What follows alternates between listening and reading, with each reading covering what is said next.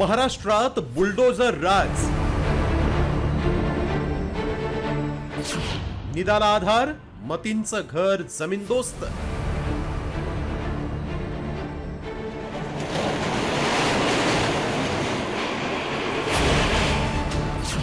MIM उभारणार मतींसाठी नवं घर.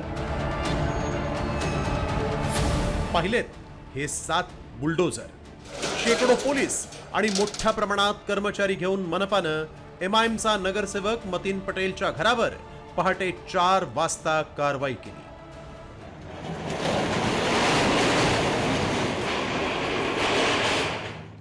त्याचं अनधिकृत घर भुईसपाट केलं. एका घराला जमीनदोस्त करताना 4 बुलडोझर लावण्यात आले.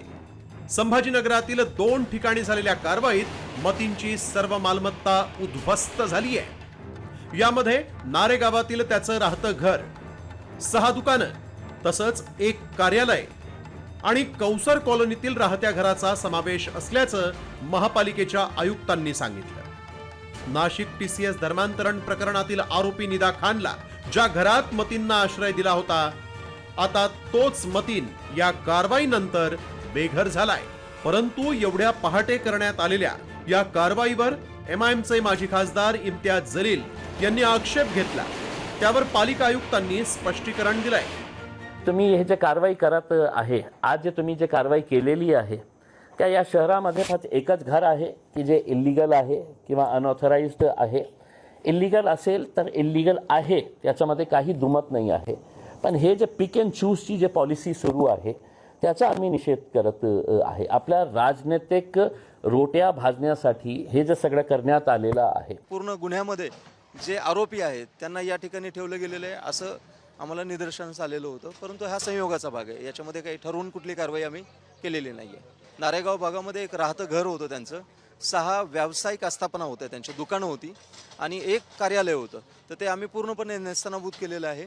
आणि या ठिकाणी कौसर कॉलनी नावाचा जो भाग आहे, या ठिकाणी एक राहतं घर होतं, त्या ठिकाणीही आम्ही पूर्णपणे, आपण पाहत असाल की आम्ही ते पूर्ण नेस्तनाबूत केलेलं आहे. निदाला आश्रय दिल्याच्या आरोपावरून MIMचा नगरसेवक मतीन सध्या तुरुंगात आहे.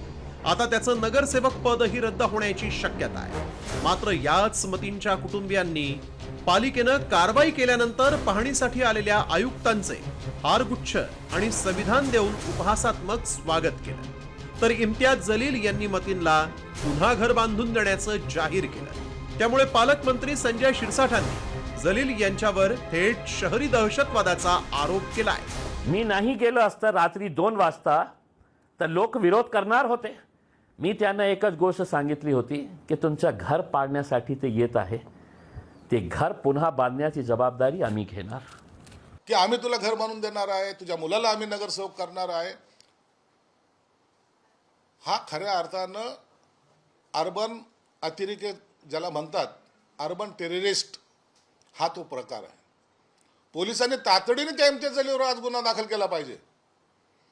रात्री 12 वाजता जाऊन तो तिथं बोलतो कसा, आरोपीच्या समरनार्थ म्हणजे पाठिंब्यासाठी त्या ठिकाणी सभा घेतो कशी. UP मध्ये योगींचं सरकार आल्यानंतर त्यांनी गुन्हेगारांच्या घरांवर, अवैध प्रॉपर्ट्यांवर बुलडोझर फिरवत कारवाई केली होती.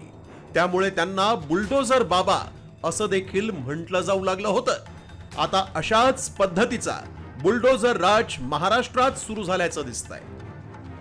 संभाजीनगरहून अक्षय शिंदेसह ब्युरो रिपोर्ट, साम TV मराठी.